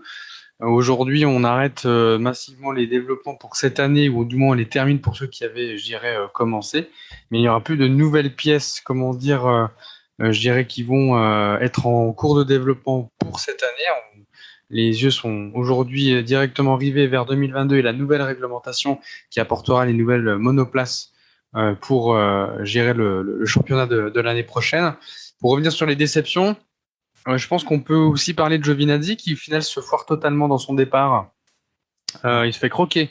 Il perd 3 places, dès l'extinction des 5 feux rouges du départ de ce Grand Prix des Pays-Bas. Lui qui, justement, devrait pouvoir se battre pour essayer de conserver sa place qui est un peu sous la sellette chez Alfa Romeo. Il avait plutôt signé une bonne qualification la veille, qui n'arrive pas à transformer, en course. Et malheureusement, je pense que ça va être difficile pour lui, l'Italien dans une écurie italienne, de pouvoir conserver ce baquet l'année prochaine. Puisqu'on nous parle de Nyck De Vries, qui est actuel pilote, je crois, en Formule 2, qui voudrait reprendre ce baquet-là, ou encore d'un certain Alex Albon, qui revient de son championnat d'endurance, lui qu'on pensait définitivement perdu de la Formule 1. Il pointe le bout de son nez et serait l'un des prétendants au deuxième baquet à côté de Valtteri Bottas. Petite rectification, Fernando. Nyck De Vries, il est champion du monde de Formule E cette année. Et Alex Albon, il est pas en endurance, mais en DTM. Mais ça fait pas partie de la partie endurance, la partie KTM? Non, du tout. Le WEC et le DTM, c'est deux choses différentes. Ok, alors autant pour moi. Donc, mais toujours est-il qu'il y a toujours cette partie-là de place de disponible qui serait au bon augure, on va dire, pour notre ami Giovinazzi, qui serait sur le départ de l'écurie Alfa Romeo. Après, dans les déceptions, oui, il y a aussi Williams, avec l'abandon, de George Russell, qui ne fait que 69 tours sur les 72, et puis Latifi qui péniblement est à la 16e place. Écoute, Gerhard, tu as peut-être un mot à dire sur les Aston Martin.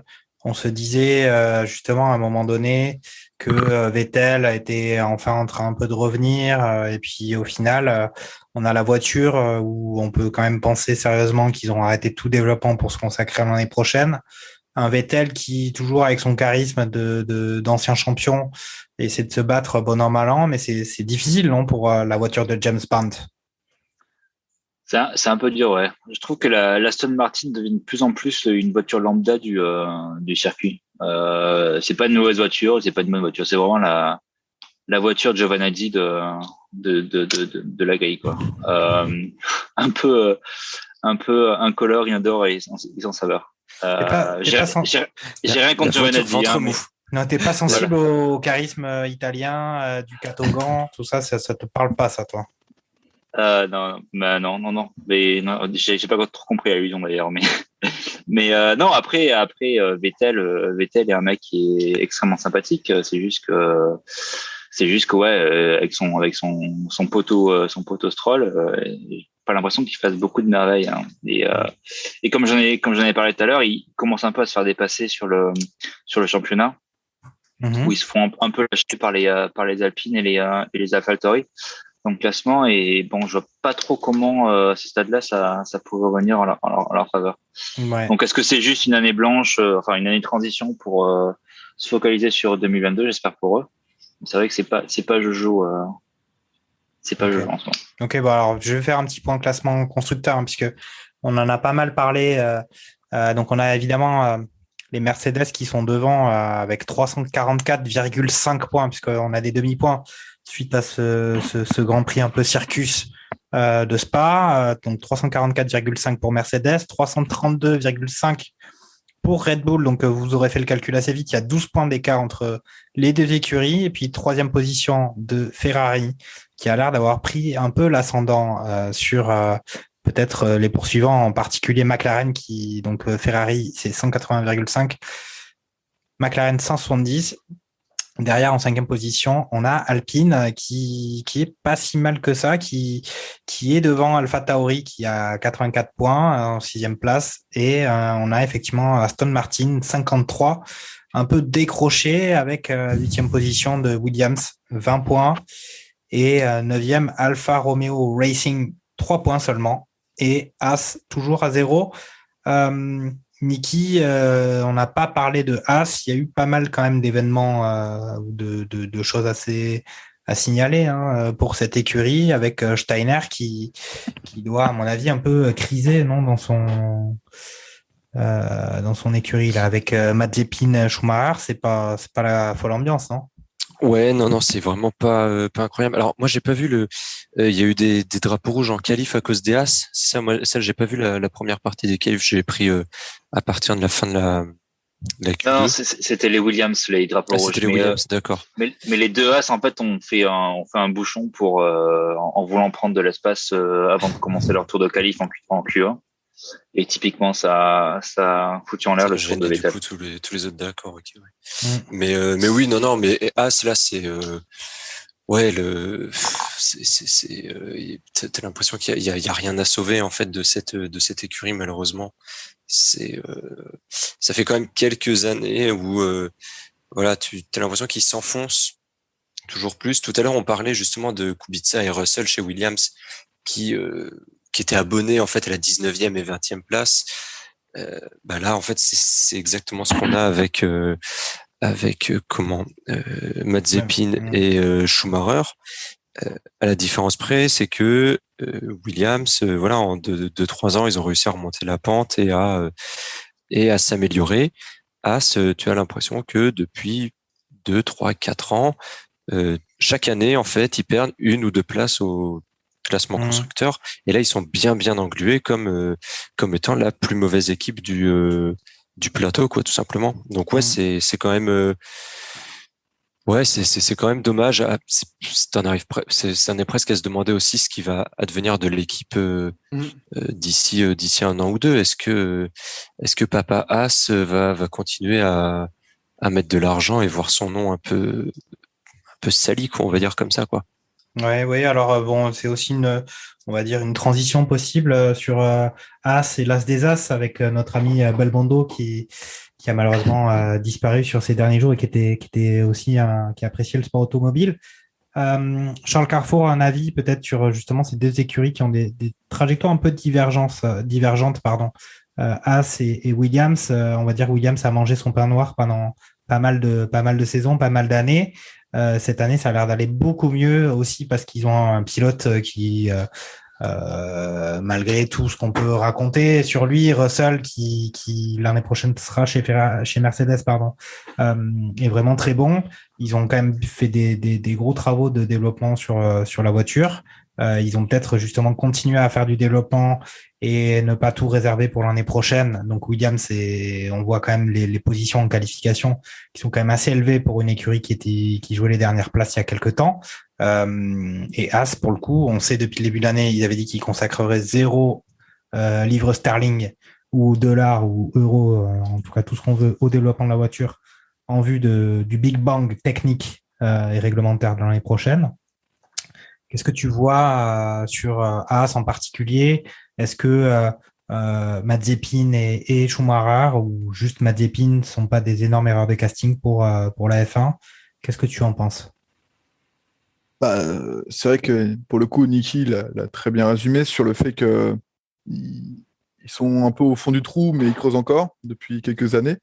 Après, ça n'empêche pas quand même un jour ou l'autre de se relever. L'année prochaine, il y a une nouvelle réglementation, en espérant que leur décision très radicale de mettre aucun budget sur cette année, et déjà l'année dernière, ils n'en ont pas mis beaucoup dans le développement, en espérant pour eux qu'ils sortent une auto d'eux-mêmes déjà, qu'ils essaient de la développer un peu, pas forcément acheter les pièces toujours à Ferrari et choses comme ça, ce qu'ils avaient l'habitude de faire. C'est pour ça qu'ils avaient performé il y a quelques années en achetant la Ferrari de l'année d'avant et du coup avait une voiture assez compétitive au premier Grand Prix, dans les premiers Grands Prix. C'est comme ça souvent qu'ils y arrivaient et développaient très peu et finissaient par acheter des éléments aérodynamiques. Donc en espérant que le budget qu'ils vont allouer sur 2022 va leur permettre d'aller chercher des gros points parce que pour le coup, là, d'une, ils n'y arrivent pas. Et l'image est entachée par des scandales soit hors sportif, soit sportifs sur la piste où les deux pilotes ne peuvent pas s'entendre, mais pas du tout. Et de plus, les pilotes se tirent à balles réelles, ou en tout cas un des deux tire à balles réelles dans la presse, enfin, en tout cas dans les médias. Donc, ce qui rend l'image de Haas encore plus dégradée, ce qui est un peu dommage. Même, c'est arrivé avec l'ancien line-up, hein, mais ça s'est bien fini. Là, je pense pas que ça se finisse bien. Donc en espérant que l'année prochaine, ils prennent un virage à 180 degrés pour retrouver les couleurs qu'ils avaient en 2018, 2017, quoi, où ça allait à peu près bien et ils pouvaient chercher des points, on va dire, quasi à tous les Grands Prix, ou en tout cas bien se qualifier et pas trôner les 19 et 20e places. Donc c'est un peu dommage pour As pour le coup. Ok. Peut-être faire un dernier tour de barbecue pour chacun sur un peu ce que vous avez retenu de ce Grand Prix. Je vais commencer par Fernando. Dis-nous un peu ta sensation de ce week-end. Grosse ambiance et on était plein d'espoir pour le dimanche. Et puis c'est peut-être un peu la montagne qui a accouché d'une souris, non? Écoute, oui, mais après, moi j'étais plutôt content de revoir un circuit, on va dire, assez atypique dans le tracé, où la mesure où on a plutôt l'habitude d'avoir des pistes plates, là c'était un peu plus vallonné, avec notamment ces courbes, comment dire, et ces angles de virage, comment dire, assez singuliers pour le coup. Et de manière générale, les pilotes ont quand même apprécié le circuit, comment dire, dans sa généralité, assez court, qui a induit un trafic, on en a parlé tout à l'heure. Plutôt satisfait de manière générale du Grand Prix. Sur le point de vue stratégique, je parle. Après, c'est clair, je revois la vie globale qui est qu'en termes d'animation, ça ressemble plus à un Monaco, et même dans le format, j'ai envie de dire, du Grand Prix en lui-même et du circuit, puisque les stands aussi sont assez courts comme à Monaco. Mais pour moi, j'en garde un avis positif sur ce Grand Prix. Ok. Gerhard, vu les Pays-Bas, vu du Périgord, qu'est-ce qu'on en pense? Beaucoup de orange, beaucoup d'ambiance dans les tribunes. Ça fait chaud au cœur, mais est-ce que, mais on se fait chier quand même. Je suis désolé. Moi, j'ai dormi 2 fois devant le Grand Prix, et comme je voulais absolument m'être au taquet pour l'émission, il a fallu qu'à chaque fois je revienne. En gros, je pense que j'ai fait 6 heures de Grand Prix en tout. Je l'ai vu 3 fois en étant endormi 2 fois. Attends, juste, il n'y a pas des améliorations techniques. On pourrait mettre ça devant les gens qui regardent les Grands Prix.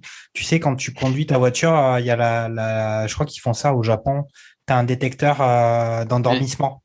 Et du coup, tu mets sur pause voilà. direct.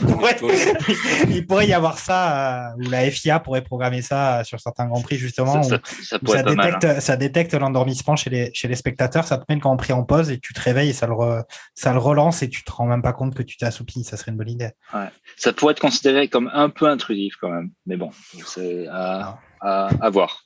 Ouais, ça va. Mais sinon, qu'est-ce que je voulais dire? Du coup, je sais plus ce que je voulais dire. Moi, le Grand Prix le Grand Prix en lui-même, je trouve que c'est un peu symptomatique de la Formule 1 des dernières années. Enfin, j'ai pas regardé de la Formule 1 des 20 dernières années, mais des dernières années que j'ai pu voir, c'est qu'en fait, on se rend compte que le départ est cool, les voitures se suivent. Et passer 3 tours, et les voitures se rendent compte qu'elles ne pourront pas dépasser la voiture précédente. Du coup, tout s'étale parce que il faut économiser les pneus. On peut pas rouler dans les vortex des voitures précédentes, des voitures qui sont devant. Donc du coup, il y a forcément quelques secondes qui se créent. Et finalement, ça fait des espèces de trains à 2-3 secondes d'intervalle entre chaque voiture. Et c'est exactement ce qu'on a vu là. C'est-à-dire que dès lors que les positions étaient plus ou moins faites et que les gens se sont dit j'ai plus à gagner sur une stratégie de course plus qu'à vouloir attaquer la voiture devant, c'est devenu chiant, quoi. Donc c'est là où j'espère que la voiture de 2022, ou en tout cas les promesses qui nous ont été faites sur la voiture de 2022, pourront un peu remédier à ce problème et avoir un peu plus de course en fait dans la course, parce que c'est ça aussi le fait que on n'a pas vu beaucoup de dépassements, c'est que finalement tu pouvais pas vraiment faire de voitures qui se suivaient de très près dans ces circuits. Oui, c'est vrai que c'est un symptôme un peu qu'on a vu sur pas mal de Grands Prix, c'est qu'en fait il faut tellement d'écart entre les voitures pour qu'elles puissent se dépasser que elles préfèrent un peu avoir une stratégie un peu défensive, rester derrière ou à distance à quelques secondes de la voiture devant pour ne pas justement endommager les pneus ou avoir une gestion plus sécure des pneumatiques. Niki, toi aussi, un avis un peu général sur cette course? Eh ben, écoute, j'étais très enthousiaste le samedi, parce que vraiment je trouve que le tracé et le circuit est vraiment cool. Mais je m'attendais à ce que ce soit, à ce qu'on voit pas beaucoup de dépassements et que ce soit un Grand Prix chiant. Et malheureusement, ça s'est un peu avéré. Enfin voilà, ça s'est avéré. On a avec les monoplaces actuelles, comme Gerhard l'a très bien dit, qui n'arrivent pas à se suivre correctement quand elles sont proches. Et le circuit là, il est pas du tout adapté. Donc c'est dommage parce que l'ambiance était quand même incroyable. On a pas mal rigolé dessus, mais avec tous les fumigènes, même tous ces supporters orange, ça m'a rappelé un peu le mur jaune à Dortmund. Voilà, c'était le mur orange à Zandvoort. Donc c'est dommage parce que voilà, l'ambiance était incroyable, le spectacle était très bien en tribune, mais le dimanche en course, le spectacle il était pas trop là quand même quoi. Ok, bon écoute Charles, je te laisse un peu le mot de la conclusion du côté des Pays-Bas. Ouais, Gerhard l'a très bien résumé. On va dire que le spectacle n'était pas forcément au rendez-vous. Après, on sait que d'un Grand Prix à un autre, on peut avoir un Grand Prix super comme un Grand Prix très moyen sur le même circuit. On l'a vu sur les double headers l'année dernière en Autriche et même cette année, où des fois on s'embête un peu et des fois c'est magnifique. Mais par contre, l'ambiance, elle était terrible, quoi. Franchement, pour le coup, je sais pas comment le Mexique cette année va gagner le prix de la meilleure ambiance ou de la meilleure organisation. Parce que là, franchement, c'était vraiment un stade de foot, quoi, mais à ciel ouvert, enfin un grand stade de foot. Donc c'était vraiment cool à entendre et à voir. Donc pour le coup, là-dessus, il n'y avait rien à redire. Ok, on verra peut-être dès le week-end prochain, enfin en tout cas dès vendredi et samedi à Monza. Peut-être que les tifosi vont eux aussi rugir de plaisir. Mais en tout cas, pour l'instant, on va tout de suite écouter les 5 informations inutiles de la semaine de la part de notre cher ami Sébastien Vittel. C'est box. Salut tout le monde, c'est Sébastien Vittel pour les 5 infos inutiles de la semaine. Lewis Hamilton a remporté le prix DHL du chialeur du week-end avec 7 plaintes à son ingénieur, loin devant Esteban et sa seule plainte. La visibilité entre Spa et Zandvoort était quasiment identique, mais pas pour les mêmes raisons. L'un pour la pluie, l'autre pour les fumigènes. Vous aussi, vous avez fait une crise de claustrophobie rien qu'en regardant le Grand Prix ? La rumeur dit que Valtteri Bottas n'a toujours pas eu la vraie raison de son dernier arrêt. C'était Sébastien Vittel pour les 4 infos inutiles. Ah merde, il en manque une. Bon voici la 5e. Le PSG n'a toujours pas gagné la Ligue des Champions. C'était Sébastien Vittel pour les 5 infos inutiles. On se retrouve au prochain Grand Prix. Bon, on n'a pas aimé. Le club n'a pas aimé. Moi, personnellement, j'ai pas aimé. Voilà. C'était les 5 informations inutiles de Sébastien Vittel. On va enfin arriver à notre rubrique un peu de fin d'émission avant qu'on présente un peu le Grand Prix de Monza, mais notre rubrique de fin d'émission consacrée au Mercato. En fait, on a déjà tout raconté, on n'a pas pu s'empêcher de tout dire. Donc, on va peut-être faire un petit bilan de tout ça. C'est que chez Mercedes, on sait que notre ami Bottas Valtteri s'en va et part chez Alfa Romeo et il est remplacé par Russell qui lui quitte Williams. Alors on le savait depuis maintenant plusieurs semaines, mais en tout cas c'est officiel maintenant. Du côté Red Bull, on a eu la confirmation que Pérez serait aussi toujours en train de boire une boisson énergisante l'année prochaine, avec son ami Max qui lutte cette année pour le titre de champion du monde. Ferrari, pas d'informations particulières. On aura toujours du Leclerc, Carlos Sainz. McLaren, je sais pas, je pense pas qu'il y ait besoin de confirmer quoi que ce soit. C'est Norris et Ricciardo qui seront présents. Alpine, pareil, continuité chez les pilotes. Et Alpha Tauri, on a eu la confirmation que Gasly et Tsunoda seraient encore de retour l'année prochaine. Aston Martin, pareil, pas de nouvelles, mais bon, il y a Stroll qui est le fils du patron et Vettel qui au final est pas si s'en sort bon an mal an. Heureusement qu'il est là. Heureusement qu'il est là. Et puis Vettel est arrivé cette année, du coup. Oui. Oui. Donc, sur une année de transition. Quand même peu de chance. Ouais, il y a quand même peu de chances qu'ils s'en séparent au bout de 1 an, sauf sauf cataclysme, je sais pas, enfin gros problème en interne ou quoi, mais bon, globalement, quand un pilote arrive, c'est quand même rare qu'il parte l'année suivante, quoi. On a déjà vu ça chez Red Bull en particulier. Chez Williams, on a donc ce départ de Russell. On a probablement Latifi qui va rester. Par contre, qui va remplacer Russell, ça, moi, je vous laisse en parler peut-être derrière moi.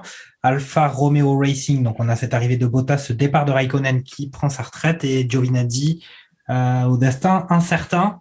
On va dire que c'est peut-être celui qui a le destin le plus incertain du paddock. Chez As, on ne sait pas trop ce qu'ils vont faire, mais je pense qu'on ne s'en préoccupe pas trop, à part peut-être un petit peu d'intérêt pour notre ami Schumacher. Fernando, je te vois faire une tête un peu bizarre là. Je crois que tu as des choses à dire. Il me semble que les deux sont confirmés pour l'année prochaine et qu'il n'y aura pas de changement chez As en 2022. Okay. Tu as peut-être un avis, tu avais déjà abordé un peu Albon qui serait peut-être chez Williams. On a entendu parler du fait que Williams est moteur Mercedes et que Albon étant de la team Red Bull, c'était compliqué pour lui d'aller piloter dans une voiture motorisée Mercedes. Est-ce que tu as des choses à dire sur un peu ce qui se passe au mercato? Ouais, il y a plusieurs points sur ce point-là, justement. À un moment donné, on pensait voir justement un Valtteri Bottas revenir chez Alfa Romeo et de ramener avec lui un moteur Mercedes qui viendrait remplacer le moteur Ferrari chez Alfa Romeo. Alors, ce qui serait un peu un comble pour l'écurie en elle-même. Et c'est là où ça pousse l'idée d'avoir une équipe qui serait un peu taguée écurie encore bis Mercedes avec un ancien pilote Mercedes et un pilote, et je me retourne vers Charles Carrefour là-dessus, Nick De Vries qui lui, il me semble, est de la maison Mercedes aussi. Ouais, tout à fait. C'est ça, ouais. Donc du coup, et c'est bien Formule électrique, pardon pour l'erreur tout à l'heure, et donc du coup, on aurait encore une écurie fille Mercedes. Après, en soi, sur la partie Alfa Romeo, étonnamment, moi je voyais plus un Schumacher quitter As et profiter de ce baquet-là pour l'emmener chez Alfa Romeo, qui serait entre guillemets l'antichambre avant potentiellement de monter chez Ferrari dans les années à venir. Donc voilà un petit peu ce que moi j'avais en tête. C'était une bonne idée, ça. Il y avait quelque chose. Hein. D'autant, il me semble qu'on l'avait vu l'année dernière, justement, faire quelques petits essais chez Alfa Romeo, il me semble. Oui, tout à fait. Pendant une ou deux journées, à un moment donné, quand il se battait entre As et Alfa Romeo pour avoir un baquet, justement, cette année en Formule 1, il avait effectivement participé à, je ne sais plus quel Grand Prix c'est exactement, je ne veux pas dire d'erreur, mais il avait revêtu, l'image de marque de l'écurie. Tout à fait. Mais c'est vrai que ça aurait pu faire à moyen terme passer de Alfa Romeo à Ferrari. Après le baron rouge, ça aurait été le baronnet rouge peut-être. Oui. Gerhard, un avis, tu as quelque chose à dire sur les transferts en cours? Est-ce qu'on reparle de la situation de Gasly qui vaudrait peut-être un peu mieux que ce qu'il a ou au final il n'y a rien de spécial à signaler? Moi, je trouve qu'on y a quand même un peu une stratégie d'attente par rapport à quand même au bouleversement qu'il va y avoir l'année prochaine sur les voitures et l'incertitude des performances. Ouais, je suis d'accord. Et c'est aussi pour ça que je pense que c'est un bon move que Alfa Romeo a fait en prenant Bottas qui, malgré toutes les critiques que j'ai pu donner sur la personne, reste quand même un pilote très expérimenté, et très et finalement bon pour pouvoir supporter l'équipe et supporter le développement de la voiture, tout comme finalement Raikkonen aurait pu le faire s'il était resté une année de plus. C'est là où moi, quand j'entends ça va être Schumacher et Mazepin qui restent encore sur le line-up de Haas l'année prochaine, je sais pas comment ils vont faire, les mecs. Ils sont déjà au fond du trou et ils ont besoin de pilotes qui soient expérimentés et qui aient une bonne connaissance de la voiture et un peu de bagage pour les aiguiller sur le développement de la voiture. Que ce soit Mazepin qui, on en pense qu'on en veut, Ou Schumacher, pareil, ça reste des pilotes ça reste des rookies et dans un chamboulement tel que celui qu'on attend l'année prochaine, je vois pas trop comment on peut vraiment s'appuyer sur des pilotes comme ça pour le développement de la voiture. Bon, affaire à suivre, mais moi personnellement, je trouve que ce soit pas forcément de très bon augure. Et effectivement, un move de Schumacher vers Alfa Romeo en ce sens-là aurait été pas mal. Ok, Niki, t'as t'es content pour tes petits chouchous ou comment ça se passe Je suis un peu déçu, même si on pouvait s'y attendre pour Gasly quand même, comme on l'a évoqué en début d'émission. On pourrait s'attendre pour lui à un gros transfert dans les dans les années à venir. Après, il faut, comme je l'ai dit juste au début de cette rubrique, il y a eu quand même pas mal de mouvements là cette année. Il y a eu pas mal de pilotes qui ont changé d'écurie, donc ça c'est logique quand même qu'on n'ait pas non plus d'énormes bouleversements, même si on a quand même un pilote Mercedes qui part, ça reste quand même un gros bouleversement. Je pense que le gros du mercato a été fait en fait l'an dernier. Mais là où je voudrais revenir un peu sur Gasly, c'est que tu parlais tout à l'heure de stratégie d'attente. J'ai un peu l'impression que lui n'attend qu'une chose, c'est de retrouver un baquet Red Bull, alors même que Helmut Marko n'aura jamais une occasion de lui mettre une bastos à ce pauvre Pierre. Donc moi c'est un petit peu ça que j'ai un petit peu de mal à comprendre. Je sais que voilà, il a fait toutes ces classes dans l'écurie, enfin à la Red Bull Junior Academy, qu'il a Red Bull dans la peau, dans le sang, voilà. Mais je sais pas. Enfin, après tout ce qui s'est passé un peu avec Marco et avec l'écurie Red Bull, je comprends pas qu'il soit encore en attente de quelque chose de la part de la maison mère de ce côté-là. Et les déclarations qu'il a pu faire quand il a été interrogé sur la prolongation de Pérez, ça va vraiment dans ce sens où il dit que bon voilà, il a jamais, il a pas été approché et qu'il s'attendait peut-être à être un peu mis dans la discussion et qu'au final, voilà, il était un petit peu déçu. Il me semble qu'il a dit qu'il y avait eu quelques échanges ou la négociation, mais que c'était pas allé beaucoup plus loin. C'était Gerhard qui nous avait indiqué, qui nous avait signalé cette interview où on sentait encore transparaître une nouvelle déception de notre Pierrot envers sa maison mère. Après, est-ce que si on fait de la futurologie, comme si on était les Jacques Attali de la Formule 1, est-ce que Hamilton, on sait qu'à un moment donné, il va s'arrêter. Est-ce que on pourrait pas imaginer un petit Pierre Gasly, vu le niveau qu'il a, prendre un peu ce baquet avec Russell? Ça serait quand même pas mal du côté de Mercedes, ces deux pilotes. Niki, oui, complètement, complètement. Après, voilà, est-ce que Hamilton va pas continuer à faire, à voir si Hamilton arrête à la fin de la saison prochaine, pourquoi pas, pourquoi pas. Après, ça va quand même assez vite dans la Formule 1. Il y a des pilotes après derrière en Formule 3, en Formule 2 qui poussent un petit peu et qui vont aussi eux prétendre à un baquet. Donc j'ai presque envie de te dire que la vérité d'aujourd'hui est pas celle de septembre, enfin pas de septembre mais de janvier prochain quoi.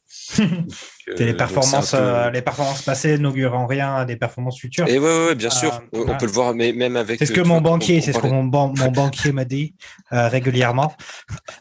Mais on le voit avec Giovinazzi où voilà, aujourd'hui on en a parlé, aujourd'hui il doit se battre pour conserver son baquet. Je pense que son destin est pas mal lié quand même au devenir de l'écurie Alfa Romeo et de est-ce qu'ils vont continuer l'aventure avec l'aventure entre guillemets avec Ferrari ou pas. Mais j'ai quand même le sentiment que son destin chez Alfa est quand même pas mal conditionné à ça. Est-ce que Alfa va continuer à être une écurie Ferrari bis ou pas? Et si c'est ou pas, j'ai bien peur que notre ami Antonio fasse ses valises. Ok. Charles, est-ce que tu n'aurais pas un peu des infos top secrètes sur les mouvements du mercato, le mouvement du côté des écuries? Est-ce que tu aurais des confidences à nous faire? On parle depuis tout à l'heure pas mal du baquet restant chez Alfa Romeo. et de la potentialité qu'un moteur Mercedes puisse arriver là-bas. Fred Vasseur, il a nié en début de semaine la possibilité de mettre un moteur Mercedes dans une Alfa Romeo pour le moment, où le travail du moteur Ferrari, enfin le travail qu'ils ont accompli avec Ferrari, il a envie de le pérenniser et il n'a pas envie de tout mettre à zéro maintenant. Et je suis même pas sûr que Mercedes au final soit aussi d'accord là-dessus. Et quand même, elle équipe Williams, Aston Martin et McLaren, ce qui fait quand même pas mal de moteurs à construire par an. C'est pas rien, et même ils ont du mal à gérer les moteurs. Ils leur ont même dit de repasser sur un moteur qui avait le moins de distance ce week-end-là. Mercedes a demandé à ses écuries clientes de passer sur un moteur plus frais. Ou, enfin, en tout cas, ils leur ont donné une consigne sur le moteur. Donc, elles-mêmes ne peuvent pas faire ce qu'elles veulent. Donc, c'est qu'il y a quand même... il y a quand même quelque chose dans le moteur, en tout cas dans le fait d'être constructeur et de pouvoir donner un moteur à chaque écurie.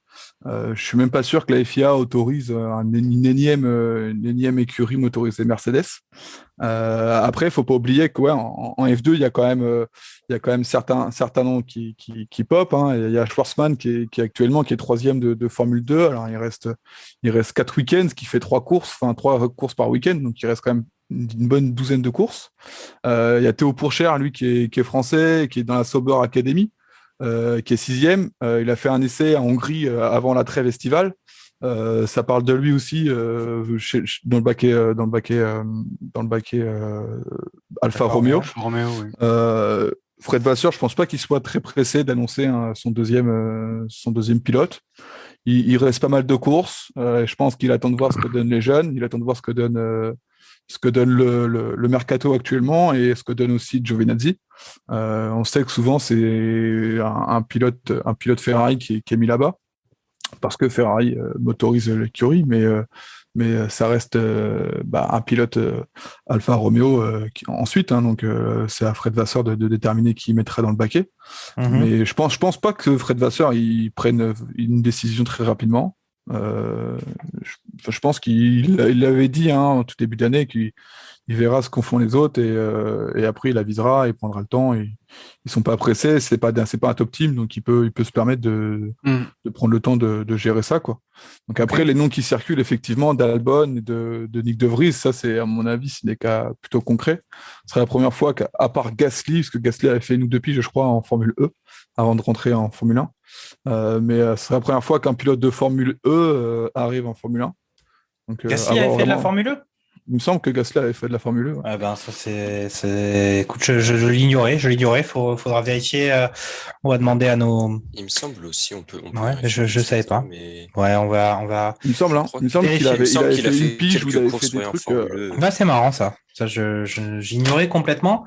On va passer à notre dernière rubrique, c'est-à-dire parler du prochain Grand Prix. Je crois que Fernando nous confirme cette info de Pierre Gasly avec un peu de Formule E. On va parler du prochain Grand Prix qui se présente dès ce week-end. C'est le Grand Prix de Monza. Grand Prix de Monza qui avait vu lors de sa dernière édition une victoire justement de notre ami Pierre Gasly en Formule 1, pas en Formule E justement, et a signalé quand même ce week-end qu'on a, dites-moi si je me trompe, mais il me semble qu'il y a bien une course sprint ce week-end. Tout à fait. Qu'on avait vu pour la première édition sur...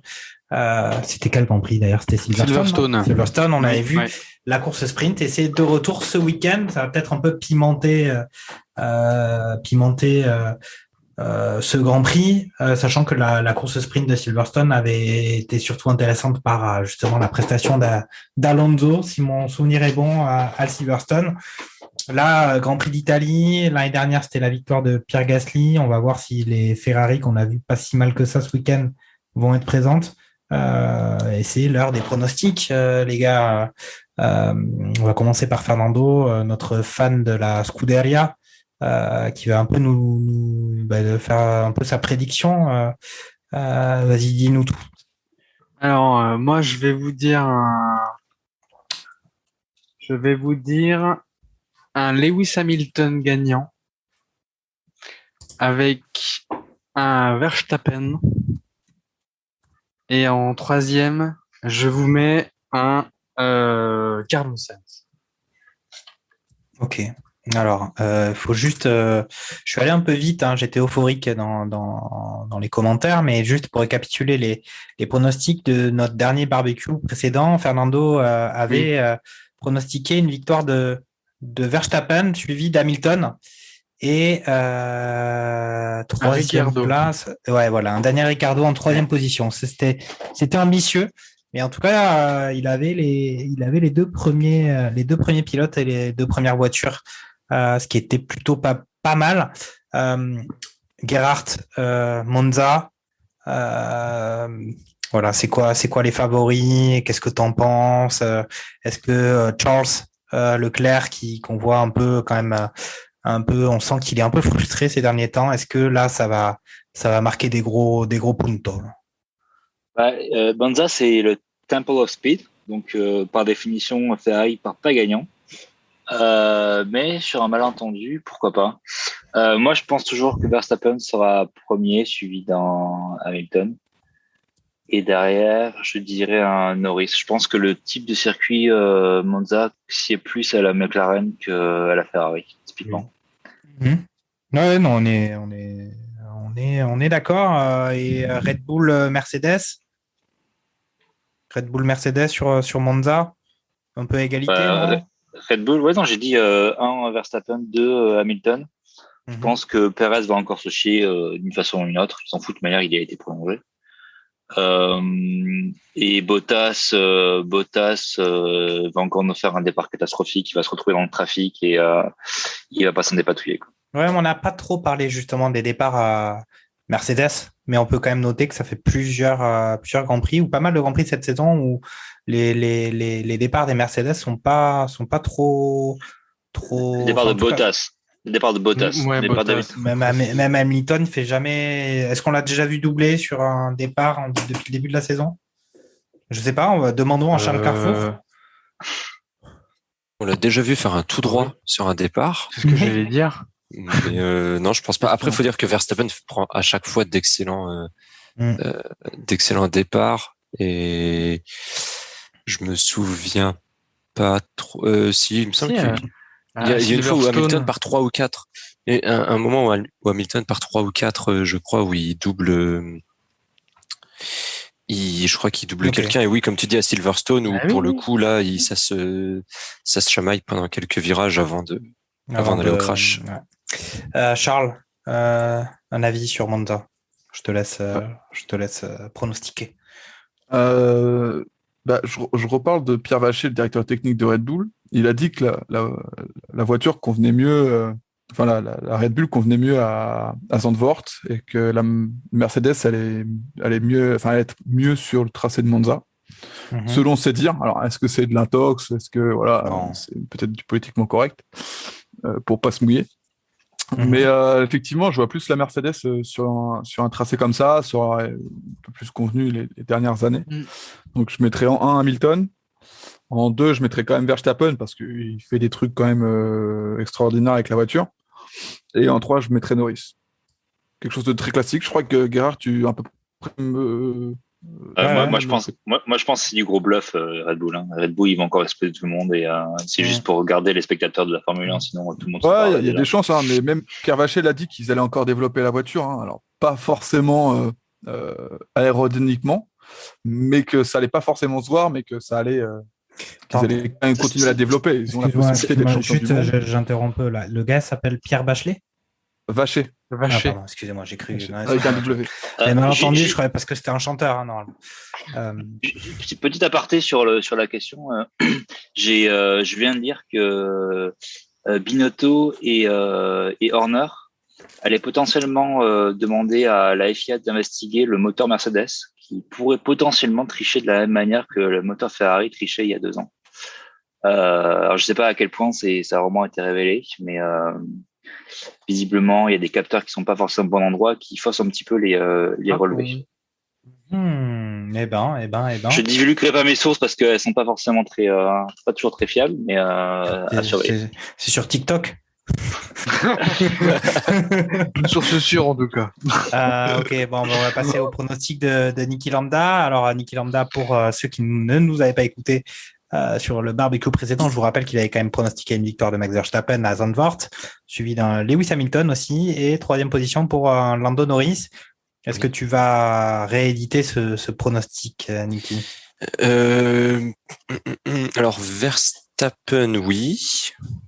Je veux bien Verstappen gagner quand même à Monza. Je vais mettre Hamilton en 3. Et après, en 2, on peut mettre on va mettre Gasly en 2. Oh. La grosse cote. La grosse cote, ok, très bien, très bien. Effectivement, Pierre Gasly, retour en 2e position alors qu'il avait remporté la victoire l'année dernière.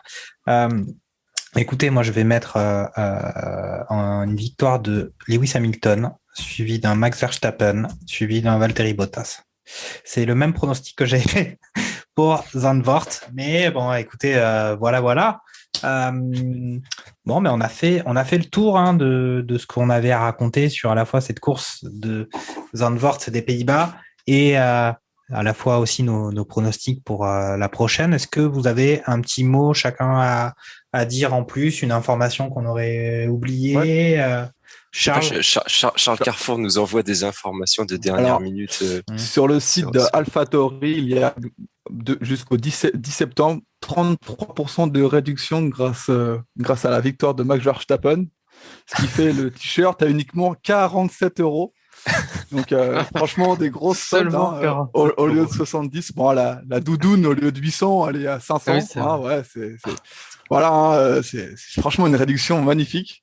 Peut-être qu'un jour, on aura une victoire de Giovinazzi qui nous permettra d'avoir 99% de réduction.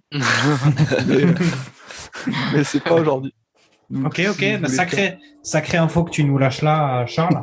Ok, bon, les gars, on a fait le tour de ce barbecue.